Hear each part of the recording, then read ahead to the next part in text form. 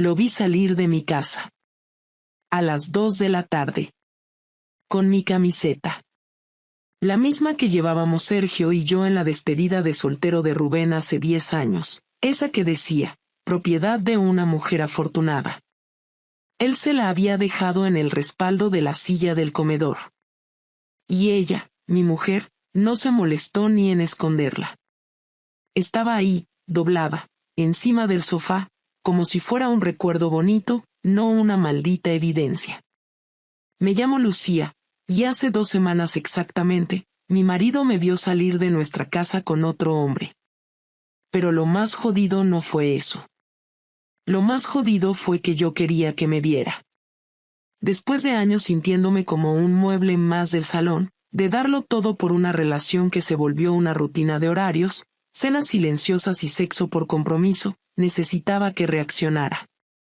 Necesitaba sentir algo. Incluso si era odio. Y reaccionó. Vaya si reaccionó. Pero esa parte viene después. Todo esto comenzó con algo tan estúpido como una obra en el edificio. Unos andamios, un arquitecto nuevo en la comunidad, y una cita para revisar grietas en la fachada que terminó siendo mucho más. Se llamaba Martín, tenía los brazos tatuados y la sonrisa de alguien que no pide permiso para entrar en tu vida. Me hizo una pregunta tan simple como mortal, ¿eres feliz? Y yo, en lugar de mentir como siempre, dije que no. Así empezó todo. Volví a casa media hora después que Martín se fue. Lo hice despacio, no porque tuviera miedo, sino porque no sabía qué cara poner. Entré por la puerta como si no hubiese pasado nada, como si no llevara 2 semanas follando con un hombre al que mi marido ni siquiera conocía, como si la mañana no hubiese terminado con él acariciándome los muslos en nuestra cocina mientras el lavavajillas pitaba. Sergio estaba en el salón, trabajando en su portátil, como casi siempre. Me miró un segundo y volvió la vista a la pantalla. No dijo nada. Yo tampoco. Pasaron 3 días. No hubo preguntas, ni indirectas, ni cambios en su forma de actuar. Pensé que no se había enterado. Que no se había fijado. Que había visto a Martín salir, sí, pero que no lo había relacionado con nada raro. Incluso llegué a pensar que no le importaba. Me sentí libre. Por primera vez en mucho tiempo, me sentí libre. Hasta el sábado. El sábado por la mañana me despertó con un café. Sergio no hace café para mí desde 2019. Me lo dio con una sonrisa tensa, casi forzada. Hoy no tengo nada de curro, ¿vamos a la playa?, preguntó. Dudé, pero asentí. Me apetecía ver hasta dónde estaba dispuesto a llegar con su repentino interés. Fuimos a la Malvarrosa. Hacía calor. Me puse el bikini de rayas, el que siempre le ha gustado, y una camiseta blanca encima. Caminamos por la orilla, hablamos de tonterías, comimos paella en un chiringuito y por un momento todo parecía normal. Pero no lo era. Lo supe cuando nos sentamos en la arena y me dijo, sin mirarme, Martín vino a casa el martes. Salió con tu perfume pegado a la cara. Tragué saliva. No supe qué decir. Mi cuerpo se tensó, pero no respondí. No negué nada. Él siguió, aún sin mirarme, no pregunté porque quería ver hasta dónde ibas a llegar. Pensaba que igual era una locura mía. Pero ayer vi la cámara. Ahí sí lo miré. Fijo. Había una cámara. Nunca supe de ella. Nunca la vi. ¿Qué cámara?, pregunté, ya sin ganas de fingir. La que instalé en la entrada hace 6 meses, cuando Vera casi se escapa porque alguien dejó la puerta abierta, ¿te acuerdas? Te reíste y dijiste que era una paranoia. Pues no lo era. Me sentí ridícula. Vulnerable. Expuesta. Él sabía. Lo sabía todo. No he mirado todos los videos. No quiero. Pero vi lo suficiente. Vi cómo lo dejabas entrar. Vi cómo salía con tu camiseta en la mano. Y no lo maté porque tengo una hija que no merece ver a su padre en la cárcel. Su voz no temblaba. Sonaba seca, segura. Como alguien que ya no tiene miedo. Me senté en silencio. El sol golpeaba, pero yo sentía frío. Después de unos minutos, se levantó. Me miró por primera vez en todo el día. Quiero que esta semana te vayas de casa. El lunes hablaré con un abogado. Si quieres pelear la custodia, adelante, pero te advierto que tengo pruebas. Muchas. Me quedé sentada. No lloré. No grité. No supliqué.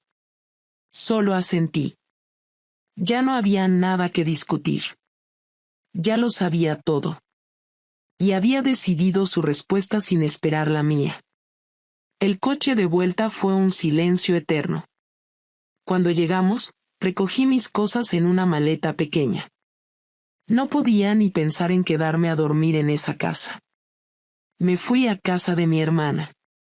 Le conté solo lo básico. Ella no me juzgó, pero tampoco me defendió. Te has pasado, Lucía, fue todo lo que dijo. Esa noche, mientras miraba al techo de su salón y escuchaba a sus hijos dormir en la habitación contigua, pensé por primera vez en todo lo que iba a perder. No solo a Sergio. Iba a perder a Vera, al menos por un tiempo. Iba a perder mi casa, mi estabilidad, la rutina que odiaba pero que también me protegía del caos. Iba a perder hasta el respeto de mi familia. Y lo peor, ni siquiera podía culpar a nadie más. Nadie me obligó a meter a Martín en mi cama. Nadie me forzó a abrir esa puerta. Lo hice yo. Porque quise. Porque me sentí sola. Porque creí que merecía sentirme viva. Pero ahora me sentía muerta. Y todo esto era solo el principio. Lo que Sergio hizo después, no me lo esperaba. Volví a la casa el martes por la tarde. Sergio me había enviado un mensaje diciendo que Vera preguntaba por mí y que podía pasar a verla antes de que él volviera del trabajo. El tono era frío, sin adornos. Un trámite más que un permiso. Llevaba 2 días en casa de mi hermana, donde el ambiente era tan tenso que hasta los niños hablaban en voz baja. No me había atrevido a contestar a ninguno de los mensajes de mi madre, ni a coger el teléfono cuando mi cuñado intentó llamarme para decirme, seguramente, que qué demonios había hecho. Me vestí con lo primero que encontré y caminé hasta la casa con las piernas pesadas, como si cada paso fuera una sentencia. Vera me recibió con una sonrisa, ajena a todo. Me abrazó, me pidió que le ayudara con unos deberes y después me enseñó una pulsera que había hecho con gomitas de colores. Yo asentía, respondía, sonreía cuando debía, pero estaba en otro lugar, pendiente del ruido de la puerta, sabiendo que cuando Sergio entrara, ya no habría espacio para disimulos. Escuché el coche y el clic de la puerta al abrirse. Vera se levantó y corrió a recibirlo. Yo me quedé sentada en el sofá, respirando hondo, sintiendo el sudor pegado en la espalda a pesar de que la casa estaba fresca. Escuché sus pasos venir hacia el salón. Cuando entró, no dijo nada. Se limitó a mirarme. Yo también me levanté. Vera nos interrumpió con una de sus historias del colegio, y Sergio, sin apartar la vista de mí, le dijo con una dulzura casi ensayada que fuera a su habitación un rato, que necesitaba hablar con mamá. Cuando se fue, el silencio volvió a llenar el espacio como un gas denso. Nos quedamos de pie, frente a frente, como 2 desconocidos que acaban de descubrirse enemigos. ¿Te parece suficiente con irte 2 días como si no pasara nada? Fue lo primero que dijo. Su voz era baja pero firme. No buscaba entenderme. Buscaba romperme. Y estaba en su derecho. Pensé que era mejor darnos espacio, contesté, intentando mantener la compostura. Sabía que cualquier intento de justificarme solo empeoraría las cosas. ¿Darnos espacio? Tú no te fuiste porque necesitabas espacio. Te fuiste porque no sabías qué cara poner después de todo. Te fuiste porque ni siquiera tuviste los ovarios de hablarme antes de follarte a otro en nuestra cocina. ¿Crees que esto se arregla con espacio? Sergio, no fue algo planificado, no fue contra ti, empecé, pero él me interrumpió alzando la mano, no para golpear, sino para cortar el aire que me rodeaba. No fue contra mí. Eso dices tú. ¿Y qué fue entonces? ¿Un favor para ti misma? ¿Una búsqueda espiritual con orgasmos incluidos? No me jodas, Lucía. Mira, no soy estúpido. Llevamos años mal, lo sé. Pero al menos yo no me fui a buscar una solución metiéndome en la cama de alguien más. Si estabas tan jodidamente vacía, podías haber hablado. Pero claro, eso es más difícil que bajarse las bragas. Me dolieron sus palabras, pero no porque no fueran ciertas, sino porque eran la primera vez en mucho tiempo que lo veía así, con esa claridad. Sin su coraza de indiferencia, sin esconderse detrás del trabajo o las rutinas. Era Sergio hablando con dolor, sí, pero también con una verdad que ya no necesitaba disfrazar. No buscaba hacerte daño, dije, porque era lo único que podía decir sin sonar patética. Pues lo hiciste igual.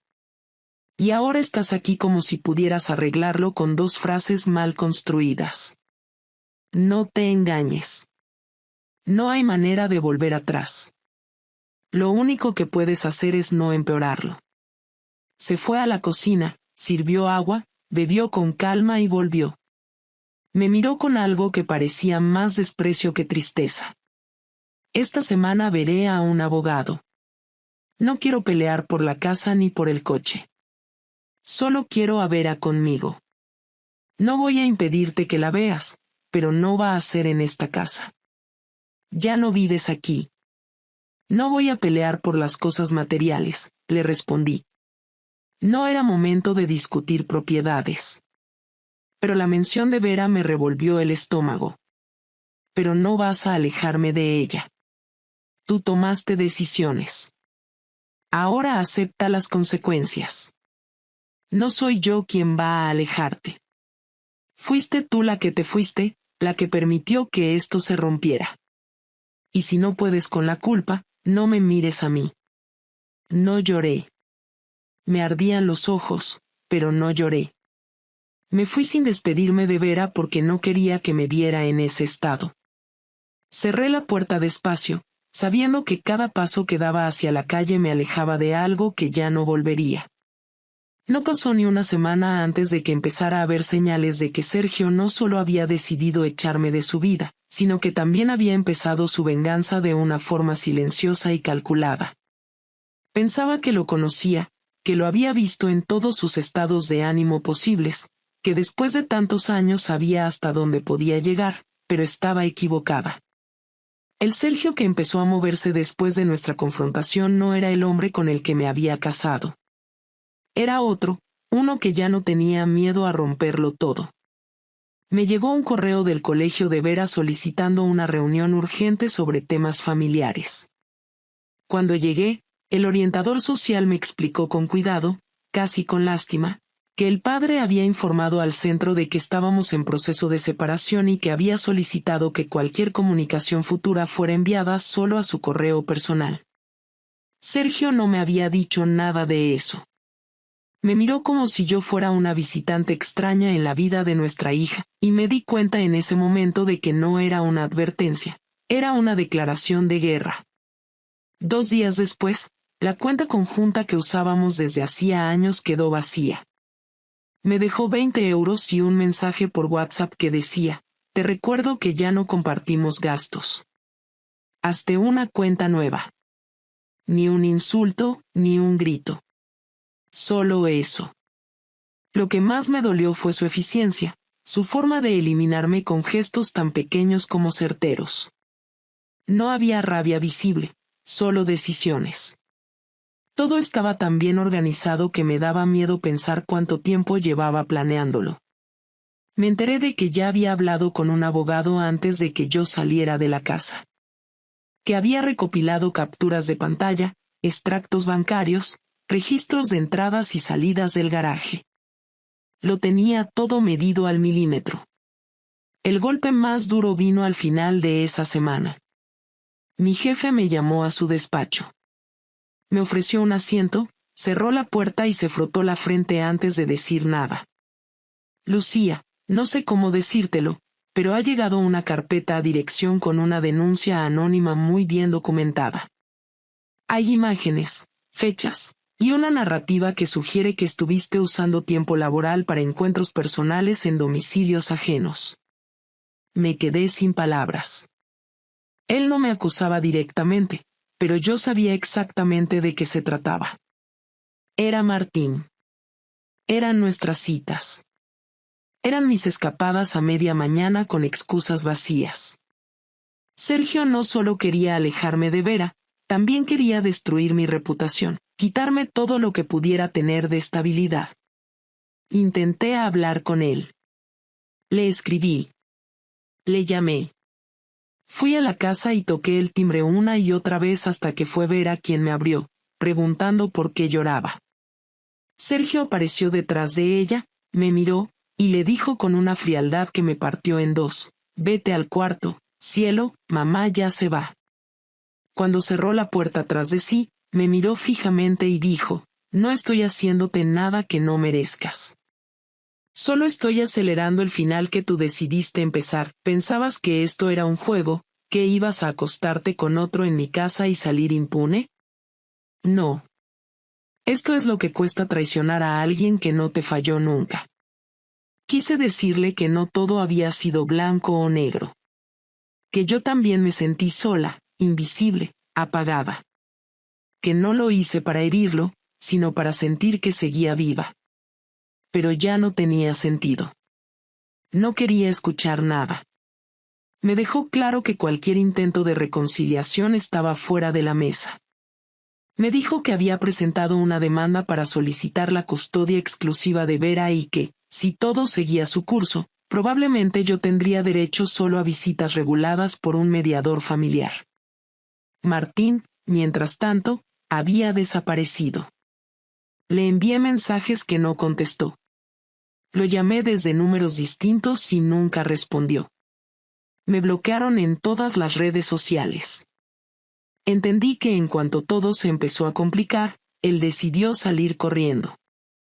Tal vez nunca pensó que pasaría de una aventura secreta a un conflicto legal. Tal vez solo era un cobarde. Pero lo cierto es que desapareció. Y yo me quedé sola con la consecuencia de todo. En casa de mi hermana, sin trabajo, sin hija, sin dignidad. Y lo más jodido era que, en el fondo, entendía a Sergio. Su dolor, su rabia, su necesidad de hacerme pagar con la misma intensidad con la que él sentía que había perdido su vida. Y eso era lo que más dolía. Que no pudiera odiarlo, ni siquiera ahora. Fui yo quien pidió la reunión. No podía seguir dejando que todo se definiera a través de abogados, correos electrónicos, o papeles firmados sin siquiera cruzarnos la mirada. Sergio aceptó porque, según dijo, prefería aclarar ciertos puntos cara a cara antes de seguir con el proceso. Quedamos en un bar discreto en el barrio, uno donde habíamos desayunado alguna vez cuando Vera era pequeña y los domingos todavía eran nuestros. Llegué 10 minutos antes, me senté en una mesa al fondo y pedí un café que no toqué. Cuando él entró, no me sorprendió que llevara puesta la misma expresión que había tenido desde el día que me descubrió, una mezcla de cansancio y decepción, como si hubiera envejecido 10 años en 2 semanas. Se sentó frente a mí sin saludarme, sin un gesto mínimo de cortesía. Solo se acomodó, sacó unos papeles de una carpeta y los puso sobre la mesa. Yo no los toqué. No los miré. Quería que hablara, pero también sabía que si no empezaba yo, ese encuentro iba a ser tan inútil como todos los intentos que había hecho hasta ahora por explicarme. No te he llamado para pedirte perdón, dije, sabiendo que cualquier palabra mal elegida me dejaría sin margen. Tampoco para justificar nada. Solo quiero entender si de verdad esto ya no tiene vuelta. Él me miró con la misma dureza con la que me había mirado la última vez, como si no supiera cómo fui capaz de traicionar todo lo que habíamos construido. Pero detrás de eso había algo más. Había tristeza. No la clase de tristeza que espera consuelo, sino la que se resigna a aceptar que algo ha muerto y que lo único que queda es limpiar los restos. ¿Vuelta? Respondió, sin alterar el tono. Lucía, no sé qué parte no entiendes. Me engañaste. Me mentiste. Me humillaste en mi propia casa. ¿Y vienes a hablar de vueltas? Lo que tenía vuelta era lo nuestro hace un año, cuando todavía podíamos haber hablado. Ahora solo hay papeles, abogados, y una hija que no quiero que crezca creyendo que este desastre es amor. Asentí. No tenía cómo rebatir nada de eso. Él tenía razón. Todo eso había ocurrido. Yo lo había provocado. Pero aún así, necesitaba saber si quedaba algún rincón dentro de él que no me odiara completamente. ¿Qué necesitas para dejar de odiarme? Pregunté, sin rodeos. No te odio, respondió casi de inmediato. Y ese es el problema. Si te odiara, sería más fácil. Si pudiera pensar en ti como una desconocida que destruyó mi vida, podría cerrar la puerta y no mirar atrás. Pero no puedo. Porque no eres una desconocida. Porque eras mi esposa. Porque fuiste mi casa durante 12 años. Porque tenemos una hija que te quiere, y no quiero enseñarle a odiarte. Solo quiero que entienda que las decisiones tienen consecuencias. Como las que tú tomaste. Guardé silencio. La garganta me ardía. Pero no quería derrumbarme delante de él. Ya había llorado demasiado en otros lugares, en otras habitaciones. Esta vez tenía que mantenerme firme. No voy a pelear por la custodia, dije con voz temblorosa. Si quieres que Vera se quede contigo, lo acepto. Solo quiero que no me alejes de ella. No quiero que crezca pensando que la abandoné. Quiero verla. Quiero seguir siendo su madre, aunque no sea la esposa que tú esperabas. Sergio bajó la mirada. Por primera vez desde que empezó todo, lo vi respirar hondo, como si lo que acababa de escuchar le removiera algo más que el rencor. Jugó con su servilleta durante unos segundos antes de responder. Vera te va a seguir viendo. No pienso prohibírselo. Pero no será igual. Y no esperes que ella no note el cambio. Tendrás que explicárselo tú. No yo. No voy a cubrirte. No voy a disfrazar esto para que no sufras. Porque no mereces una salida fácil. Si quieres mantener tu relación con ella, tendrás que ganártela. Y te aviso que no será rápido. Lo sé, dije, sin dudar. Y estoy dispuesta a hacerlo. Él asintió. Se hizo un silencio largo. El camarero se acercó a preguntar si queríamos algo más, y Sergio le pidió la cuenta. No dijo nada más mientras pagaba. Cuando se levantó, recogió los papeles y los guardó sin apuro. Yo me quedé sentada. Antes de irse, se giró y dijo: No vuelvas a pedirme una segunda oportunidad. Porque si alguna vez pienso en dártela, tiene que salir de mí. No de tus palabras. Asentí sin responder. Después de aquella conversación en el bar, no volví a ver a Sergio durante varias semanas. Todo pasó a través de correos de los abogados. Las condiciones fueron claras desde el principio y no hubo discusiones. Yo me quedé sin nada, salvo una visita los domingos alternos con Vera, y la obligación de mantenerme a una distancia mínima de la casa familiar. No me opuse. Ya no tenía fuerzas para pelear por lo que había destruido con mis propias decisiones. Durante esos primeros días, no sabía muy bien qué hacer con mi tiempo. Me quedé a vivir temporalmente con mi hermana hasta que encontré una habitación en un piso compartido con otras 2 mujeres divorciadas. No hablábamos mucho entre nosotras. Cada una estaba en su propio limbo. Pero el silencio entre desconocidas dolía menos que las conversaciones a medias con la gente que me conocía de antes. Empecé terapia. No para justificarme ni para buscar consuelo barato, sino porque necesitaba entender por qué lo hice. No quería repetir la historia con nadie más. No quería volver a fallar así, ni a otro, ni a mí misma. Me costó admitir muchas cosas.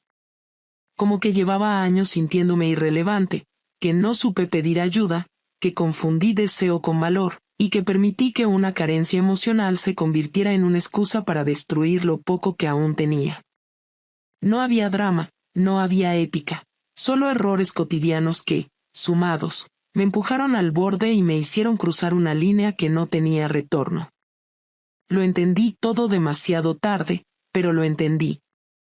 Con Vera el proceso fue lento. Las primeras veces que nos veíamos, hablaba poco. Yo intentaba mantener una conversación normal, preguntándole por el colegio, por sus amigas, por cosas pequeñas, pero ella respondía con monosílabos. La tercera visita, se sentó frente a mí y me preguntó sin rodeos si me había peleado con papá porque me gustaba otro señor. No supe qué decir. No quise mentirle, pero tampoco podía contarle la historia entera. Le dije que había cometido un error, que había hecho algo que había hecho mucho daño a papá, y que por eso ahora vivíamos separados. Me miró sin comprender del todo, como hacen los niños cuando no les das una respuesta clara. Solo dijo, yo quiero estar con los dos, pero tú no estás nunca. Y eso fue lo peor que escuché en meses. No porque fuera una acusación, sino porque era verdad. Decidí no forzar nada. No intenté convencerla de nada. Solo me aseguré de estar presente, de llegar puntual, de no cancelar ningún encuentro. Me convertí en una madre limitada por el tiempo y por sus propios actos, pero no me permití fallarle más. Poco a poco, Vera fue soltándose. Empezó a contarme cosas del colegio, a pedirme que la ayudara con los deberes, a reírse de nuevo conmigo. No era como antes, pero era algo. Y para alguien como yo, ese algo valía más que cualquier otra cosa. Martín nunca volvió a aparecer. Me enteré por una compañera del trabajo que lo habían despedido. Nadie sabía si había sido por la situación conmigo o por otros motivos. Nunca me interesé en saber más. No lo odiaba. Tampoco sentía cariño. Era solo un nombre más en la lista de errores que me acompañaban. En cuanto a Sergio, nunca volvió a levantar la voz. Nunca buscó venganza después de lo que ya había hecho. Mantuvo su palabra, no me impidió ver a Vera, no habló mal de mí frente a ella, no hizo de su rabia una cruzada. Pero tampoco me volvió a mirar como alguien que fue parte de su vida. Para él, ya no existía como mujer. Solo como la madre de su hija. Y eso, aunque doliera, era más de lo que merecía. He aprendido que hay decisiones que no se arreglan con disculpas ni con el paso del tiempo. Que hay errores que no se borran. Que la confianza, una vez rota, no vuelve a su forma original, por más que uno lo intente. Pero también aprendí que uno puede vivir con eso. Que uno puede reconstruirse desde el polvo, sin esperar aplausos ni redención. Solo con la esperanza de no repetir el mismo patrón. Hoy vivo sola. Trabajo a media jornada en una librería y dedico el resto del tiempo a estudiar psicología. No porque crea que voy a salvar a nadie, sino porque por fin entendí que necesito entenderme a mí misma antes de pretender entender a otros. Con Sergio solo hablo lo necesario. Con Vera estoy reconstruyendo algo, no sé si será suficiente, pero lo intento. Y por primera vez en mucho tiempo, me acuesto sin sentir que tengo que inventarme una versión de mí para poder dormir. No hay un final feliz. Tampoco un castigo ejemplar. Solo hay consecuencias. Y una mujer que aprendió a cargar con ellas sin quejarse. Porque así es como terminan estas historias. No con justicia, ni con venganza. Solo con verdad.